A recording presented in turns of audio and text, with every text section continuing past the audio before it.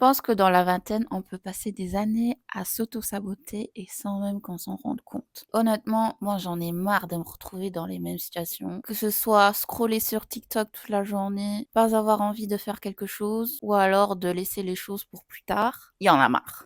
Du coup, aujourd'hui, je me suis levée du bon pied. Je me suis dit stop en fait. On a une vie à vivre et je veux plus mener ma vie comme ça.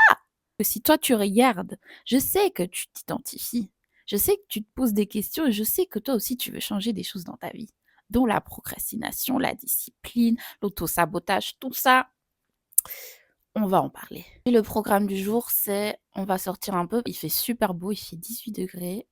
Donc on est obligé de sortir pour en profiter parce que l'hiver est long. Je vais faire quelques travaux pour l'école. Je dois aller chercher des lentilles. Je dois cuisiner et faire ma routine du soir.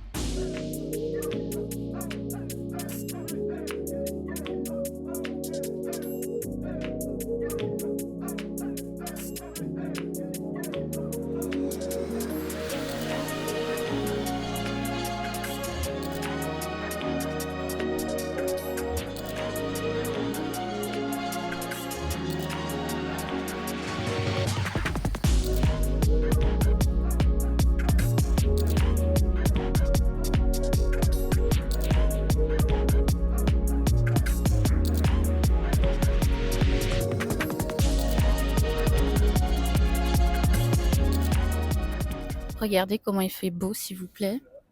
Like, a round of applause for this weather. C'est le seul jour où je vois le soleil comme ça. 18 degrés. J'ai pas de veste. Amazing. Anyways, moi, mon problème, c'est pas que je suis pas consciente que je m'auto-sabote. Je suis consciente de ça. Genre, cette phase-là, on l'a déjà dépassée. Mon problème, c'est que je parle trop sans agir. Il y a toujours deux scénarios possibles dans ma vie. Soit je me fixe des objectifs, je les oublie, je les tiens pas, ou alors je m'y tiens pendant 1, 2, 3 mois et après, dès qu'il y a un changement dans ma vie, quelque chose qui se complique dans ma vie, bah là, je décroche complètement. Là, par exemple, de septembre jusqu'à fin novembre, on va dire, allez, j'étais dans un bon rythme, je faisais tous mes trucs, j'avais tous mes objectifs en tête. Et en décembre, ça a chuté parce qu'il y avait les fêtes, j'avais plein de choses à faire, j'avais mes examens, j'avais l'impression de devoir diviser mon corps en 20 pour passer des fêtes par-ci, par-là, voir cette personne-là, voir cette personne-ci. J'étais à bout et franchement, j'avais plus envie de suivre ce rythme-là.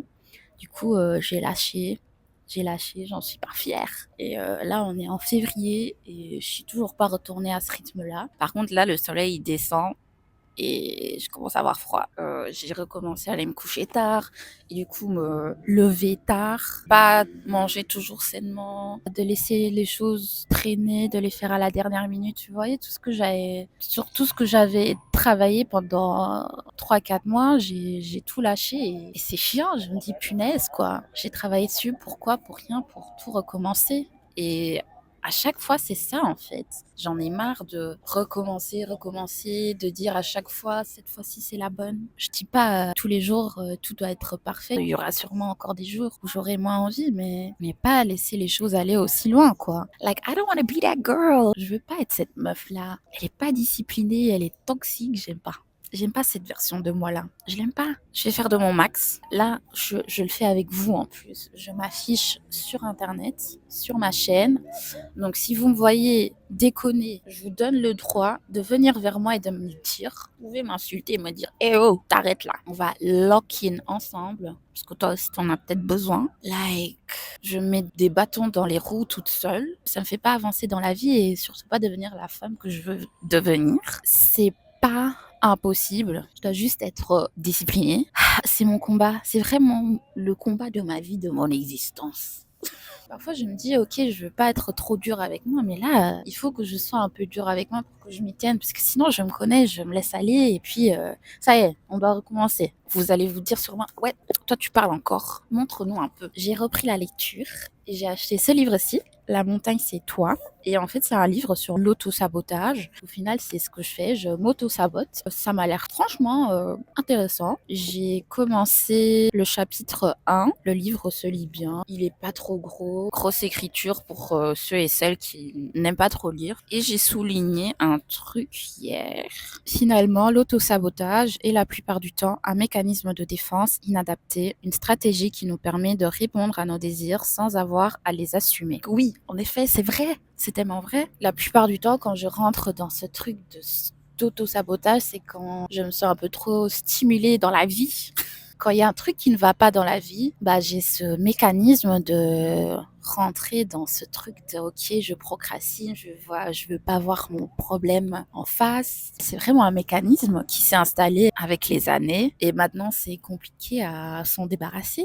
Anyways, j'ai aussi acheté ce livre-ci qui est vraiment bien. J'aimerais me reconnecter à Dieu parce que quand je me sens proche de Dieu, c'est quand je me sens vraiment bien et je me sens apaisée. Ça me fait tellement du bien et vu que c'est le carême pour le moment, je me suis dit, c'est le moment parfait. Et voilà, de retourner à mes prières. Oh, il est tout petit, il est trop mignon.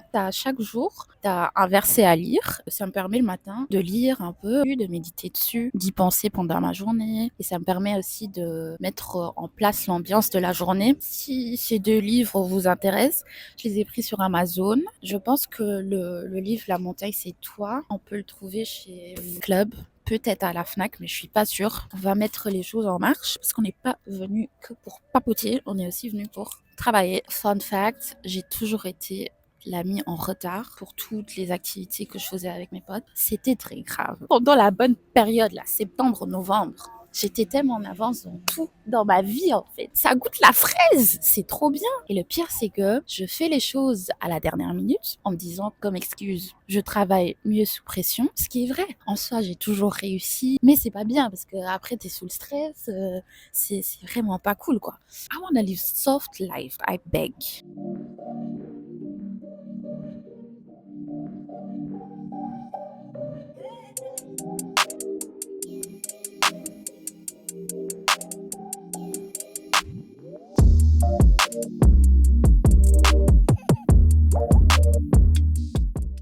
Là, j'ai fait ce que j'avais à faire. On va chercher les lentilles. J'ai faim. Ah, si je veux une pompe à essence sur le chemin, je m'arrêterai. Sinon non quoi. Je suis rentrée, je suis fatiguée, j'ai mangé, je vais faire ma routine du soir. Je voulais juste vous parler encore de mon journal. Et en gros, c'est mon petit journal où j'écris tous les matins et chaque soir aussi ce que j'ai sur le cœur. Je raconte ma vie, quoi. Et franchement, ça me fait du bien. Alors, ça se remplit. Ouais.